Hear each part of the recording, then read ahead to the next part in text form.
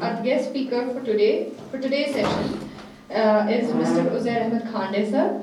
Sir is a BFSC graduate, done his MFSC in Bangalore, and is currently working as Area Manager, Trout Feed Division, Avis Exports India Private Limited. And sir has experience of 3 years working in the feed industry, so it's a good opportunity that you will be interacting with sir and discussing what are the on-ground issues. Sir, I request you to take the stage. Very good afternoon to all of you. तो हम उर्दू में ही करेंगे इसको continue. तो मैं सबसे पहले शुक्रिया अदा करना चाहता हूँ सभा मैम का और फैसल सर का और फिश न्यूट्रिशन डिवीजन का, जिन्होंने मुझे एक अपॉर्चुनिटी दी सो दैट कि मैं आपके सामने कुछ चीज़ें इस ट्रेनिंग प्रोग्राम में आपके साथ डिस्कस करूँ। तो अभी मुझे जो टॉपिक दिया गया है that is additives and nutraceuticals used in aqua feeds. तो अभी तक इन 6 दिनों में आप लोगों ने देखा होगा कि हम लोग यूजुअली एक्वा फीड्स कैसे बनाते हैं, क्या क्या हमारे इंग्रेडिएंट्स रहते हैं इसमें, तो फिर मैन्युफैक्चरिंग क्या ये प्रोसेस रहता है। आप लोग कल आई थिंक मानसरोवर भी गए होंगे, वहाँ पे आपने आई थिंक देखा होगा कि कैसे क्या वो फीड वगैरह प्रोड्यूस करते हैं। तो एडिटिव्स और न्यूट्रास्टिकल्स ये उससे एक्स्ट्रा है, मतलब जो आप नॉर्मली लाइक प्रोटीन आप यूज करते हैं या फैट आप ऑयल आप यूज करते हैं, जो भी चीजें आप यूज करते हैं। तो this additives and nutraceuticals, additives itself means कि हम कुछ एडिशनल इसमें फीड में दे रहे हैं। तो अभी हम इसी को थोड़ा सा डिस्कस करेंगे, हम ये चीजें क्यों दे रहे हैं, हमें इन चीजों का क्या फायदा मिलेगा अगर हम इन चीजों को फीड में ऐड करेंगे, तो क्या क्या कंस्ट्रेंट्स है इसमें अगर हम न्यूट्रास्टिकल्स को यूज करेंगे, एडिटिव्स को यूज करेंगे। तो उन चीजों पे हमारा जो है डिस्कशन आज का होगा।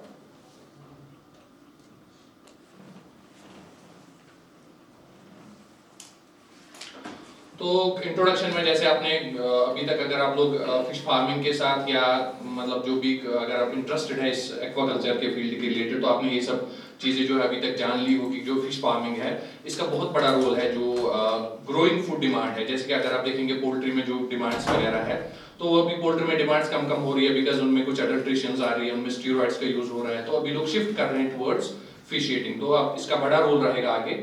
एंड एक गुड हेल्थ या ग्रोथ और ओवरऑल वेलबींग के लिए जो है फार्मड फिश, उसके लिए मतलब जैसे अगर आप देखेंगे पोल्ट्री में अभी स्टीरॉइड्स वगैरह यूज हो रहे हैं, तो धीरे धीरे उसकी जो डिमांड है कम हो रही है।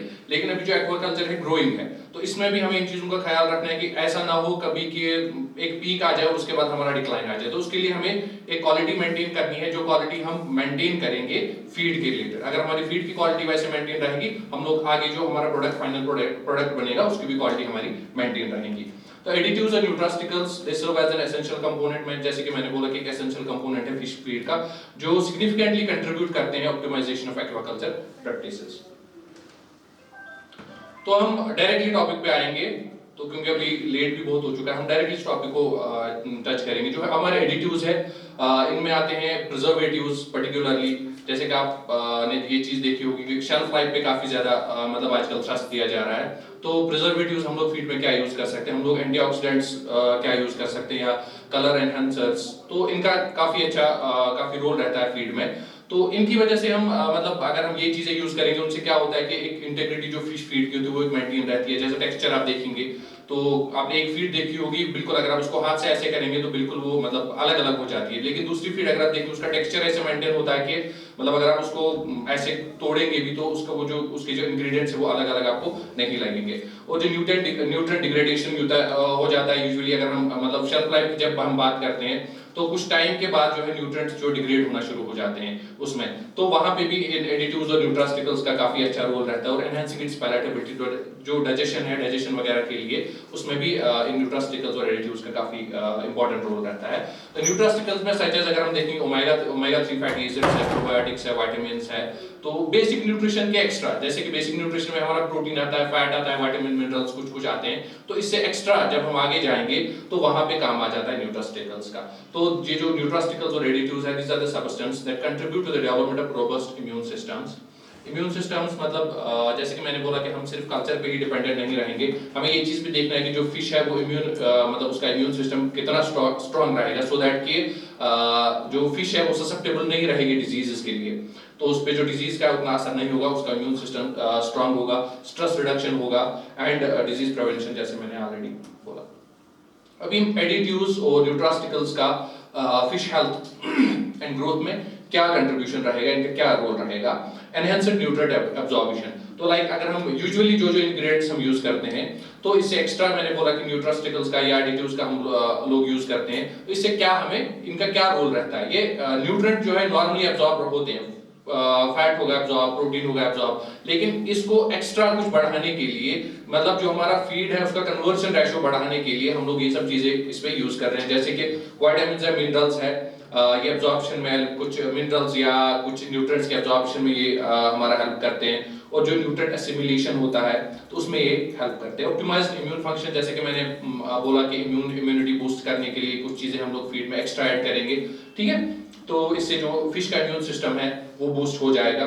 स्ट्रेस रिडक्शन, स्ट्रेस यूजुअली जो है फिशरीज में, एक्वाकल्चर में स्ट्रेस का काफी मैं कह सकता हूँ कि नेगेटिव रोल रहता है। यूजुअली हम लोग इसको देख नहीं पाते हैं, क्योंकि फॉर एग्जांपल अगर इंसान को स्ट्रेस है तो अपैरेंटली दिखता है कि टेंशन या कुछ चीजें, मतलब बाय फेस इंसान डिटेक्ट कर सकता है, लेकिन एक्वाकल्चर में जो फिश है पानी के अंदर रहती है कि हम लोग इसको डिटेक्ट नहीं कर पाते हैं। बट कुछ चीजें हैं जिससे हम लोग इस स्ट्रेस को रिड्यूस कर सकते हैं। जैसे कहीं पे हमारी स्टॉकिंग डेंसिटी ज्यादा हो गई, मतलब स्टॉक कि हम इसको फीडिंग तो दे रहे हैं, लेकिन वहां पे जो कंपटीशन हो रहा है फीडिंग का, उस वजह से जो फिश है वो अंडर स्ट्रेस आती है, ठीक है। तो उस वजह से क्या हो जाता है, जब एक फिश अंडर स्ट्रेस होती है तो छोटी छोटी कोई भी बीमारी होती है वो उस पे अटैक करती है। तो हमें उस चीज का भी ध्यान रखना है कि हमारे फिश जो है अंडर स्ट्रेस नहीं रहनी चाहिए। इनकेस अगर आप कहीं पे हाईली इंटेंसिव कल्चर में हम लोग जा रहे हैं, तो वहां पे देयर इज एवरी अप्रीहेंशन की जो फिश है वो अंडर स्ट्रेस रहेगी। लेकिन अगर हम फिश फीड में कुछ चीजें ऐड करेंगे जो हमें वहां पे क्या करेंगे, उस स्ट्रेस रिडक्शन में हमें हेल्प करेंगे। तो डिजीज प्रिवेंशन, जब ऑब्वियसली जब स्ट्रेस रिड्यूस होगा इस कल्चर पे, तो फिश पे जब स्ट्रेस रिड्यूस होगा तो ऑब्वियसली जो डिजीज है, हमारी डिजीज भी प्रिवेंट हो जाएगी, या एंटीऑक्सीडेंट्स जो हम लोग यूज करते हैं उस वजह से भी काफी ज्यादा इफेक्ट पड़ता है इस फील्ड पे। रिप्रोडक्टिव परफॉर्मेंस जो फिश के होते हैं, जो ब्रूडर्स पर्टिकुलरली हमारे होते हैं, तो उनमें जो फीड बनाई जाती है वो स्पेसिफिकली ब्रूडर फीड उसको बोलते हैं। तो स्पेसिफिकली ब्रूडर फीड जब बनाते हैं तो उसमें क्या हम लोग अलग करते हैं, नॉर्मली जो फीड होती है और स्पेसिफिकली कोई फीड बनाई जाती है तो उसमें क्या चीजें ऐड होती है, उसमें यही कुछ न्यूट्रास्टिकल्स या कुछ हम लोग एक्स्ट्रा विटामिन्स, मिनरल्स, कुछ चीजें हम लोग ऐड करते हैं, तो जिसकी वजह से वो ब्रूडर फीड कहलाती है। तो ब्रूडर फीड में जरूरी नहीं है कि हम सिर्फ प्रोटीन और फैट पे फोकस करेंगे, जैसा कि आपने अभी तक सुना होगा कि कोई भी फॉर्मुलेशन या कोई भी फीड जो बनती है वो प्रोटीन इतना होना चाहिए, फैट इतना होना चाहिए, विटामिन मिनरल इतना होने चाहिए, ये सब कार्बोहाइड्रेट इतना होना चाहिए। लेकिन कुछ चीजें ऐसी है, लाइक यही जो मैंने बोला कि न्यूट्रास्टिकल्स है, अगर हम इस ब्रूडर फीड में ये न्यूट्रास्टिकल्स वगैरह ऐड करेंगे तो जो रिप्रोडक्टिव परफॉर्मेंस होती है फिश की, ठीक है, जैसे कि फॉर एग्जांपल कोई फिश जो है 1 लाख एग्स देती है, तो अगर हम इसको अच्छी फीड खिलाएंगे जो मतलब एक कंप्लीट डाइट होगा, ठीक है, तो उससे क्या होगा कि जो 1 लाख है, अगर उसमें इससे पहले 40% या 30% की हमें रिप्रोडक्टिव परफॉर्मेंस मिलती थी फर्टाइल एग्स, उसके बाद हमें 30-40% को देते, तो मुमकिन है कि हम इस थोड़ी सी छोटे से इंटरवेंशन से फीड में हम उसको 60-70% तक ले जा सकते हैं। एंड एफिशिएंट फीड कन्वर्जन, जैसे मैंने बोला कि फीड कन्वर्जन का काफी इंपॉर्टेंट रोल रहता है। जब भी हम एक्वाकल्चर में किसी भी फीड को एसेस करते हैं तो वहां पे हम लोग पहला जो पैरामीटर लेते हैं that is feed conversion ratio, मतलब हमने कितनी फीड खिलाई और वहां से हमें क्या मिला, हमें कितना मीट, वहां पे बायोमास हमें वहां से कितना मिला। तो उसमें जो है ये चीज जो न्यूट्रास्टिकल्स हैं और एडिटिव्स है, इन चीजों का बड़ा रोल रहता है, क्योंकि ये हमारी फीड की जो एफिशिएंसी है वो बढ़ाते हैं। कलर एनहांसमेंट, तो कलर एनहांसमेंट यहाँ पे इजी होगा सबको समझना, बिकॉज ट्राउट जो है सबने देखी होगी, यूजुअली जो ट्राउट का कलर जो रहता है, ट्राउट का फ्लैश जो रहता है वो सैल्मन जो बाहर होती है, तो हम ट्राउट पे ही ज्यादा रहेंगे, तो उसका जो कलरेशन रहता है, उसका कलरेशन बिल्कुल वो पिंकिश जैसा रहता है, ठीक है। तो वो चीजें जो है आप प्रोटीन में नहीं दे सकते हो, फैट में नहीं दे सकते हो, विटामिन या मिनरल्स में नहीं दे सकते हो, ये कुछ एडिशनल चीज है जो आपको फीड में ऐड करना ही करना है। अगर आप वाइल्ड में देखेंगे, जो नॉर्मली हमारे वाइल्ड में फिश मिलती है, ट्राउट अगर मिलेगी, तो उसका कलर पिंकी जैसा होता है, उसका जो मीट का कलर है उसका पिंक जैसा रहता है। तो उसका यूजुअली जो रीजन है वो वाइल्ड में उसको जो इंसेक्ट्स वगैरह मिलते हैं उसमें उनमें एस्टाजेंथिन होता है, उनमें कुछ कलर पिगमेंट नेचुरली पाए जाते हैं, तो वो नेचुरली उसमें आ जाता है। लेकिन जब हम फार्मड फिश की बात करेंगे तो वहां पे इसको नेचुरली वैसी फीड मिलेगी नहीं, तो इसको जो हम फीड यहाँ से खिलाते हैं ये होली एंड सोली डिपेंडेंट उसी पे है। तो लेकिन हमें उसको और वाइल्ड फिश को उसका जो कलर है वो मैच करने के लिए हमें फीड में ही कुछ ऐसी चीज मिलानी है सो दैट ये जो कलर है इसका, इसके मीट का जो कलर है वो एनहांस हो जाए। तो अब हम लोग ये कलर पिगमेंट्स क्यों ऐड करते हैं?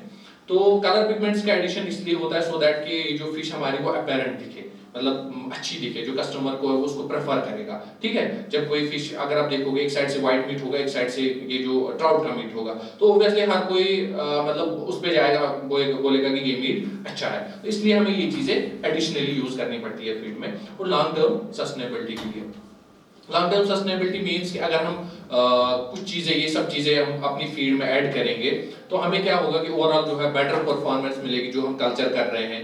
या फॉर एग्जांपल आप यहाँ पे ये है ट्राउट फीड या कोई भी फीड प्रोड्यूस करने के लिए आप सीखने के लिए आए हैं यहाँ पे, तो अगर आपको कल को किसी को फीड देनी है तो फीड ऐसी होनी चाहिए कि इसको जो फार्मर है इसको कुछ और एक्स्ट्रा इसमें ऐड करने की जरूरत ना पड़े। तो इसलिए जो हम बोलते हैं, देखो अभी यहाँ पे जो फीड पहले होती थी या फार्मर जो कल्चर करते थे वो ट्रेडिशनल बेसिस पे होता था, मतलब ऐसे ही कुछ 2-4 चीजें लाई, ग्राउंडनट ऑयल केक लाया, फिश मील थोड़ा सा लाया, कुछ उसको मिक्स करके बॉल कुछ बनाया तो खिलाए फिश को। ठीक है, लेकिन अभी जो है हम इस पे जब कमर्शियल फीड आ गई तो फ्लोटिंग फीड का कंसेप्ट आ गया। तो फ्लोटिंग फीड ही पहले अगर ऐसे सिंकिंग फीड देते थे उसमें क्या होता था, वेस्टेज ज्यादा होती थी। जब फार्मर्स ने अपनी जगह पे एसेस करना स्टार्ट किया कि अगर हम फीड इतनी खिलाते हैं हमारा कन्वर्जन रेशियो वैसा नहीं आ रहा है, क्यों? उसमें ये रीजन था कि फीड जो है कुछ जो बच जाती थी वो नीचे चली जाती थी और वेस्ट में कन्वर्ट हो जाती थी। तो लेकिन धीरे धीरे जब कंसेप्ट आ गया फ्लोटिंग फीड का, उसके बाद क्या हुआ कि फ्लोटिंग फीड में हम लोग इसको बोलते हैं प्री कुक्ड फीड।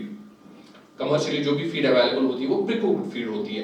एक्सट्रूजन का आपने वहां पे देखा होगा कि एक्सट्रूजन प्रोसेस एक होता है जिसमें वो बड़ा सा ये लगा होता है, उसमें स्टीम बाहर निकलता है। ठीक है, तो वो एक्सट्रूजन प्रोसेस उसको बोलते हैं। तो एक्सट्रूजन में क्या होता है कि कुक्ड फीड मिलती है, प्री कुक्ड फीड मिलती है। जब फिश ये खाती है तो उसको डाइजेशन में इजी होता है क्योंकि वो पहले से ही थोड़ी सी कुक हुई होती है। इसी के मतलब इसीलिए जो ट्रेडिशनल से थोड़ा सा इसमें आ गया मॉडर्न कल्चर में, तो ये सब चीजें भी फीड भी अपने हिसाब से धीरे धीरे फीड में भी क्या हुआ, इसमें भी एडवांसमेंट्स आ गई। पहले मतलब नॉर्मली हम लोग बनाते थे, उसके बाद एक फीड मिल आई, उसमें एक्सट्रूडर नहीं था, वो सिंकिंग फीड बनाती थी। तो सिंकिंग के बाद हम लोग कहाँ पे आ गए, अभी एक्सट्रूडेड फीड पे हम लोग आ गए। तो आगे मतलब और कुछ होगा। ठीक है, अभी हमारे पास जो रिसेंटली है, अभी जो करंट में चल रहा है वो यही है, फ्लोटिंग फीड है। ठीक है, तो अभी भी कहीं कहीं पे सिंकिंग चल रहा है, लेकिन उनको कहा जाता है कि ये ट्रेडिशनल ये भी चल रहे हैं, ये लोग मॉडर्नाइज नहीं हुए हैं।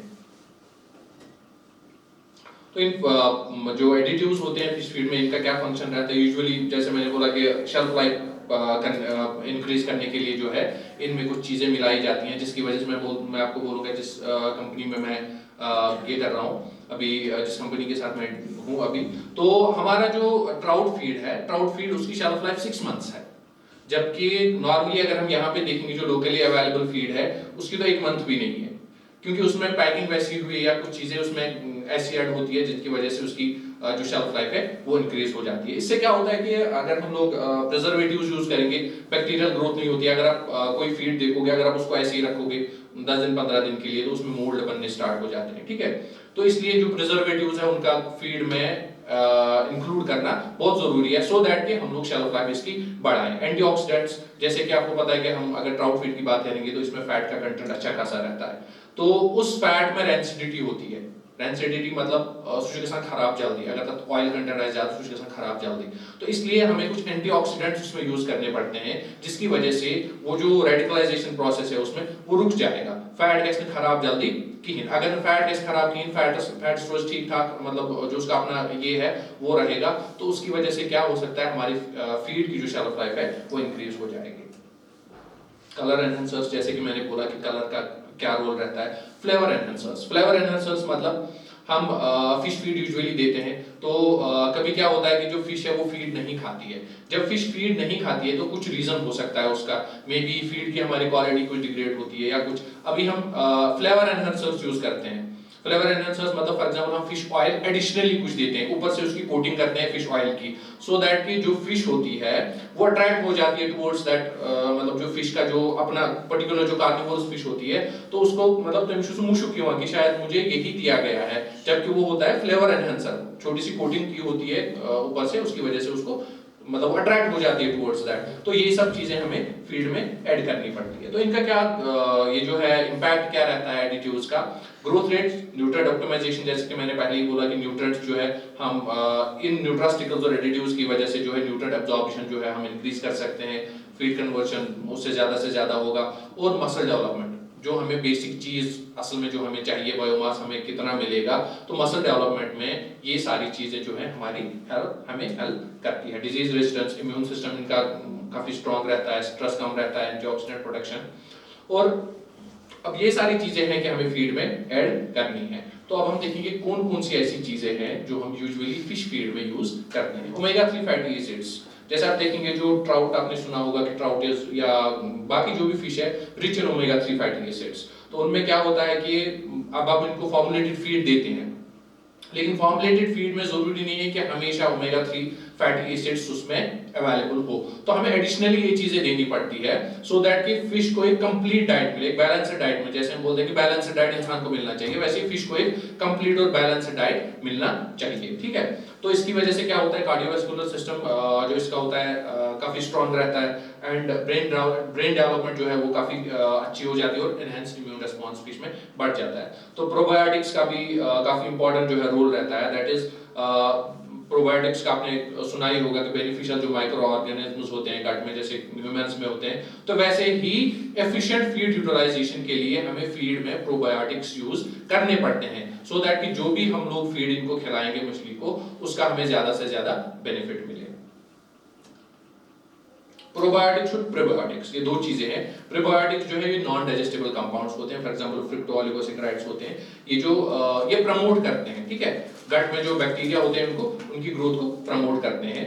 तो उसकी वजह से जो है proliferation of probiotics and support digestive health और न्यूट्रिएंट यूटिलाइजेशन हो जाता है। और विटामिन्स, पर्टिकुलरली अगर हम फॉर एग्जांपल देखेंगे, हम विटामिन और मिनरल्स का एक मिक्सचर आता है हमारे पास, तो उसी को हम फीड में एज 2% 3% के हिसाब से जैसे भी होता है हम उनको देते हैं। तो कुछ एडिशनल विटामिन्स है, कुछ एडिशनल मिनरल्स है जो हमें इसमें ऐड करनी है। फॉर एग्जांपल विटामिन सी है, vitamin C usually heat labile है, मतलब हम क्या करते हैं, अगर हम उसको एक्सट्रूजन प्रोसेस में डालेंगे, तो अगर हम पहले ही फीड में ऐड करेंगे, आई थिंक प्रोसेस आपको पहले ही समझा दिया गया होगा कि फीड हम लोग कैसे बनाते हैं, उसमें क्या क्या प्रोसेस रहता है, पहले मिक्सिंग होती है, फिर उसके बाद मतलब क्या क्या चीजें होती है, वो सब चीजें आपने पहले यहाँ पे ये समझी होगी। तो अब ये जो विटामिन सी है, ये कहाँ पे हमें देना है, हमें एक्सट्रूजन के बाद मतलब इसको ये हीटिंग के बाद इसको देना है, सो दैट कि इसका जो असर है वो कम ना हो जाए या खत्म ना हो जाए, ठीक है। तो उसकी वजह से क्या होता है, अगर हम फीड में विटामिन सी ऐड करेंगे, जो फिश जो मैंने पहले ही बोला कि स्ट्रेस में रहती है, बाकी सब चीजें उसमें इम्यूनिटी कम रहती है, तो वो सब चीजें जो है हम इन चीजों के एडिशन से कवर कर सकते हैं। मिनरल्स मैंने बोला, अमाइनो एसिड्स, फिश को कुछ पर्टिकुलर अमाइनो एसिड्स चाहिए होते हैं, जैसे लाइसिन है या और कोई भी अमाइनो एसिड है, तो जो ही हम लोग सोयाबीन मील देंगे या फिश मील हम लोग इसमें ऐड करेंगे, या कोई भी चीज हम मतलब फिश इसमें फीड में जब ऐड करते हैं, तो हमें देखना पड़ता है कि ये डेफिशिएंट मत है। अगर हम प्रोटीन की बात करेंगे, तो सिर्फ अगर हम प्रोटीन पे फोकस करेंगे, तो हमारी जो फीड है वो क्वालिटी फीड नहीं बनेगी। तो लिहाजा हमें किस चीज पे क्या फोकस करना है, हमें थोड़ा नीचे लेवल पे जाना है कि प्रोटीन किसका बना हुआ है, अमाइनो एसिड्स का। तो उसमें कुछ इंपॉर्टेंट अमाइनो एसिड्स है, हमें देखना है कि ये इस फीड में प्रेजेंट है या नहीं है। अगर फीड में प्रेजेंट नहीं है, तो हमें एडिशनली इन चीजों को फीड में देना पड़ेगा, सो दैट कि हमारी जो फीड है वो एक कंप्लीट डाइट बनेगी, और जिसको हम सप्लाई करेंगे ये फीड, उसके लिए भी ये बेनिफिशियल हो।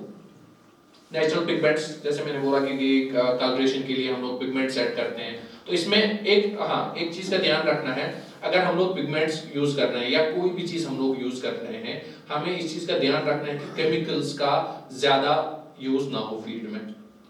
केमिकल्स मतलब फॉर एग्जांपल हम पिगमेंट्स देखते हैं, पिगमेंट दोनों आएंगे, एक तो आर्टिफिशियल पिगमेंट्स है, एक तो नेचुरल पिगमेंट्स है, या नेचुरल आइडेंटिकल पिगमेंट्स है, ठीक है।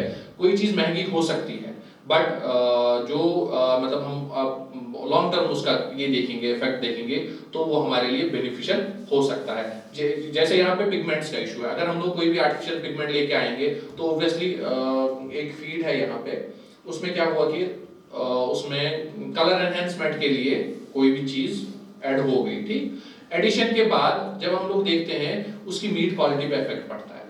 अगर कलर ज़्यादा रेड हो गया या ज़्यादा पिंक हो गया, तो जब हमने देखा कि मीट की पैलेटेबिलिटी, मीट की जूसीनेस, उन सब चीज़ों पे इसका असर पड़ता है। तो हमें मतलब ध्यान से ये जो चीज़ें हैं ये देखनी चाहिए कि अगर हम लोग पिगमेंटेशन पर्टिकुलरली इन चीज़ों पे, पिगमेंटेशन पे या बाकी सब चीज़ें, इनको हमें देखना है कि हमें यूजुअली कोशिश करनी है कि जो ऑर्गेनिक हमें मिले या नेचुरल में ही अगर हमें ये मिले तो ये सब चीज़ें नेचुरली लेनी है और फीड में ऐड करनी है। बीटा ग्लूकेन्स, पॉलीसैकेराइड्स जो सेल वॉल्स में पाए जाते हैं, इम्यून सिस्टम को स्टिमुलेट करने में ये हेल्प करते हैं। एसेंशियल ऑयल्स है, तो वोलेटाइल जो ऑयल्स होते हैं जो एक्सट्रैक्ट किए जाते हैं प्लांट से, इनकी वजह से एंटी माइक्रोबियल जो एंटी ऑक्सीडेंट प्रॉपर्टीज इनकी है उनको हम फीड में यूटिलाइज कर सकते हैं। और फाइटोस्टेरॉल्स है, तो ये प्लांट डेराइवेड कुछ प्लांट से हम लोग एक्सट्रैक्ट करते हैं, कुछ कंपाउंड्स है, तो उनका कंट्रीब्यूशन क्या होता है, जो सेल मेम्ब्रेन इंटीग्रिटी होती है, मतलब ओवरऑल जो फिश की हेल्थ है उसमें ये सारी चीजें जो है हमें कंट्रीब्यूशन देती है।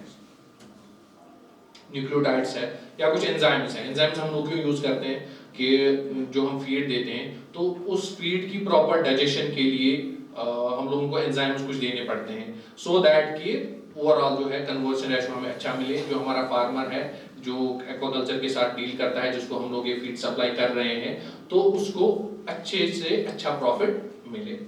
सीवीड एंड अलगल एक्सट्रैक्ट्स, इनका आजकल काफी ज्यादा मतलब ये हो रहा है, चर्चा हो रहा है कि अलगल्स जो सीवीड एक्सट्रैक्ट है इन सब चीजों, क्योंकि seaweed extracts they are very much rich in these nutraceuticals, तो इनसे ऐसे ऐसे मेडिसिन बनाए जा रहे हैं जो ह्यूमंस के लिए यूज होते हैं। जैसे आप देखेंगे कि ये विटामिन D3 के लिए अब इसमें कुछ एक्सट्रैक्ट सीवीड से एक्सट्रैक्ट निकाला जाता है, इवन की कैंसर एंटी कैंसर प्रॉपर्टीज भी इन सीवीड्स में पाई जाती है। तो उन सब चीजों को जब हम एक्सट्रैक्ट करेंगे, फिर उनका मतलब रिसर्च वगैरह उस लेवल पे हो जाएगा, वहीं से ये सब न्यूट्रास्टिकल्स वगैरह निकलते हैं, तो उसके बाद हम लोग इनको फीड में इनकॉर्पोरेट करते हैं। अब इतना सब तो हमने सुना कि न्यूट्रास्टिकल्स हमें यूज करने हैं, फिर इससे क्या क्या होगा। तो अब इन न्यूट्रास्टिकल्स को या एडिटिव्स को यूज करने में हम लोग क्या क्या चैलेंज फेस करेंगे, या क्या क्या प्रेजेंटली हम लोग क्या क्या चैलेंज हम फेस कर रहे हैं इनको एडिट फीड में ऐड करने में। Dosages and formulation, optimal dosages क्या रहेगा न्यूट्रास्टिकल्स का, ऑप्टिमल जो डोजेज जो है वो क्या होगा इन फॉर्मुलेशन ऑफ एडिटिव्स। ये मतलब बहुत ज्यादा अभी भी कॉम्प्लेक्स प्रोसेस ही है, ये अभी तक इसको जो है फाइनल नहीं किया गया है कि फॉर एग्जांपल अगर हम कोई भी न्यूट्रास्टिकल यूज कर रहे हैं फीड में, तो हमें कितना उसको यूज करना है, किस कंसंट्रेशन में यूज करना है, तो उस वजह से जो है ये भी एक चैलेंज है इसमें। तो ओवरडोजिंग, अगर हम लोग जैसे मैंने पहले ही बोला कि कलर पिगमेंट का, जैसे मैंने बोला अगर उसकी ओवरडोजिंग हो जाएगी तो क्या उससे एडवर्स इफेक्ट पड़ सकते हैं। तो अंडर डोज अगर कम डोज जाएगा तो जो हमें रिक्वायर्ड है कि हमें इससे ये चीजें मिलेंगी, तो वो चीज नहीं मिल सकती है। साइड इफेक्ट्स क्या है इसके, सम एडिटिव्स में है unintended side on fish health और द एनवायरनमेंट। तो monitoring for adverse reactions such as allergic responses, मतलब ये सब चीजें अगर हम कोई चीज एडिटिव्स में ज्यादा ऐड करेंगे तो उससे क्या होगा कि जो लोग उस मछली को खाएंगे तो देयर इज एप्रीहेंशन कि मतलब फॉर एग्जांपल किसी को एलर्जी हो गई है या कुछ भी हो सकता है, ठीक है, एडवर्स कुछ भी हो सकता है उससे। लिहाजा इन सब चीजों का फॉर्मुलेशन पे ये सब अभी हमारे पास ये सारे क्या है चैलेंज हमारे। एनवायरनमेंट का इम्पैक्ट जो है, जब आप सस्टेनेबिलिटी की बात करेंगे तो सस्टेनेबिलिटी में एनवायरनमेंट का बहुत ज्यादा ध्यान रखना पड़ता है कि अगर हम कोई भी चीज यूज कर, फॉर एग्जांपल अगर आप श्रिम्प का देखेंगे, यहाँ ऐसा कुछ नहीं है, बाहर अगर आप देखिए बड़े बड़े फार्म्स हैं, तो उन फार्म्स के जो इफ्लुएंट्स निकलते हैं, हम उसको इफ्लुएंट ही बोलेंगे कि जो डिस्चार्ज उसके बाद पानी जाता है, तो मतलब वो कहीं किसी कैनाल में चला गया, किसी चैनल में चला गया, फ्रेश वाटर चैनल में चला गया, सैलाइन वाटर होता है, तो उसकी वजह से जो है काफी ज्यादा प्रॉब्लम्स होते हैं। फॉर एग्जांपल कोई फार्मर है, पंजाब का अगर आप देखेंगे, पंजाब में पैडी फील्ड्स होते हैं ज्यादा सा, तो वहां पे क्या होता है, जो इंस्टेंट फार्म से पानी निकलता है वो किसी किसी के पैडी फील्ड में चला गया, क्योंकि डिस्चार्ज का अच्छे से उसको चैनलाइज नहीं किया गया है कि हमें इस पानी को फिर कहाँ लेके जाना है। जब वो पैडी फील्ड्स में चला जाता है तो पैडी फील्ड्स में सैलिनिटी बढ़ जाती है, सैलिनिटी बढ़ने के बाद वहां की जो प्रोडक्शन है वो धीरे धीरे कम हो रही है, तो वो एक एनवायरमेंटल इम्पैक्ट बढ़ गया। वो जो फार्मर से मतलब एक दूसरे पे केस कर रहे हैं, वो ये इसने हमारा ये मतलब खराब किया, वो बोल रहा है कि नहीं मेरी अपनी लैंड में जो करूंगा, तो वो चीजें नहीं होनी चाहिए, ठीक है।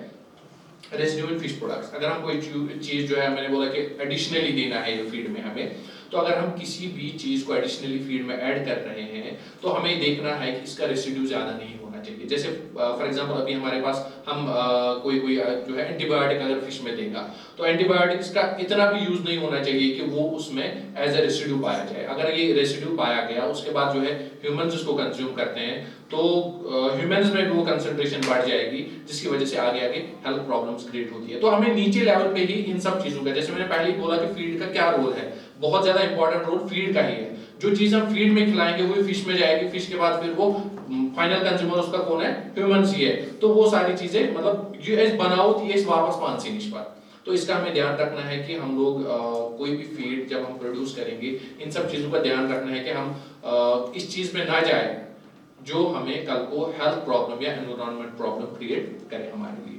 तो बाकी सारे जो कंपाउंड्स होते हैं इसमें, मतलब फिश में जो कंपाउंड्स होते हैं, अगर हम ऐसे कुछ न्यूट्रास्टिकल्स ऐड करेंगे तो वो उनके साथ इंटरेक्ट करके में भी कोई टॉक्सिक केमिकल बनाए, ठीक है, तो जिसकी वजह से प्रॉब्लम हो सकती है। तो रेगुलेटरी जो कंप्लायंस है, जो टाइम टू टाइम, ऐसा नहीं है कि मतलब ऐसे ही जो भी न्यूट्रास्टिकल आया तो उसको मार्केट में लाएंगे, उसको पहले से रेगुलेटरी गाइडलाइंस आ जाती है, तो उन गाइडलाइंस को एडहेयर करना पड़ता है, उन्हीं गाइडलाइंस के हिसाब से हमें चलना पड़ता है। हम किस फीड में कौन सा न्यूट्रास्टिकल, कौन सा एडिटिव यूज कर सकते हैं, ठीक है, तो उसके लिए प्रॉपर रेगुलेटरी गाइडलाइंस है, उन्हीं रेगुलेटरी गाइडलाइंस के हिसाब से हमें चलना पड़ता है। तो कॉस्ट कंसिडरेशन जो मेन चीज है वो कॉस्ट कंसिडरेशन है। फॉर एग्जांपल अगर यहाँ पे आप लोकल लेवल पे कोई फीड बनाएंगे तो उस फीड में आप अगर न्यूट्रास्टिकल्स यूज करना चाहें तो आपको देखना है कि वो हमें इकोनॉमिकली वायबल होगा या नहीं। फॉर एग्जांपल कोई भी न्यूट्रास्टिकल आप लोग यूज कर रहे हैं उसकी कॉस्ट बहुत ज्यादा है, तो अगर आप उसको चाहेंगे कि मैं अपनी फीड में इसको इंक्लूड करूंगा लेकिन कॉस्टिंग इतनी बढ़ जाएगी कि आपको मार्केट में एक्सेप्टेंस नहीं होगी। तो इन सब चीजों को कॉस्ट कंसिडरेशन जो है अभी यहाँ पे बहुत मतलब इंपॉर्टेंट है। और कंज्यूमर परसेप्शन, जैसे मैंने बोला कि कलर पिगमेंट अगर हम यूज कर रहे हैं कोई भी, तो कंज्यूमर का जो फाइनल कंज्यूमर है आपको उसका परसेप्शन लेके चलना है। टेस्ट में कोई डिफरेंस नहीं आना चाहिए, कलर में अगर डिफरेंस आएगा तो वो कलर जो है वो एक हमारा कस्टमर जो है प्रेफर करता भी है या नहीं। तो फीड का जो है ओवरऑल मीट की क्वालिटी पे, ओवरऑल फिश की हेल्थ पे, फिश की ग्रोथ पे इसका काफी ज्यादा असर रहता है।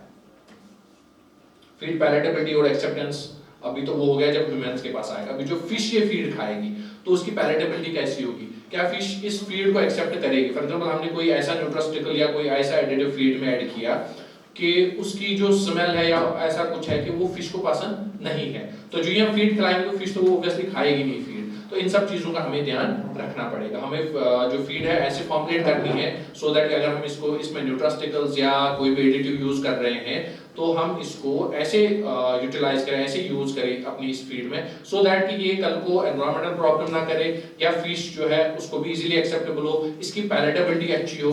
जैसे मैंने बोला कि अगर हम लोग फॉर एग्जांपल कार्निवोरस फिश है, कार्निवोरस फिश में अगर हम लोग ऐसे देखेंगे पॉपुलेशन के हिसाब से अगर हम लोग देखेंगे तो कार्बोहाइड्रेट की ज्यादा जरूरत नहीं है। अगर हम ट्राउट की फीड में कार्बोहाइड्रेट नहीं भी देंगे तो चलेगा, बट हमें देखना है कि क्या अगर हम कार्बोहाइड्रेट के बगैर फीड बनाएंगे, क्या वो फीड जो है कल को जब हम एक्सट्रूजन प्रोसेस करेंगे उसमें जेलाटिनाइजेशन हम लोग बोलते हैं, मतलब ये जो कार्बोहाइड्रेट कंटेंट होता है ये मतलब काइंड ऑफ मेल्ट हो जाता है, ठीक है, उसकी वजह से बाइंडिंग प्रॉपर्टी बढ़ जाती है।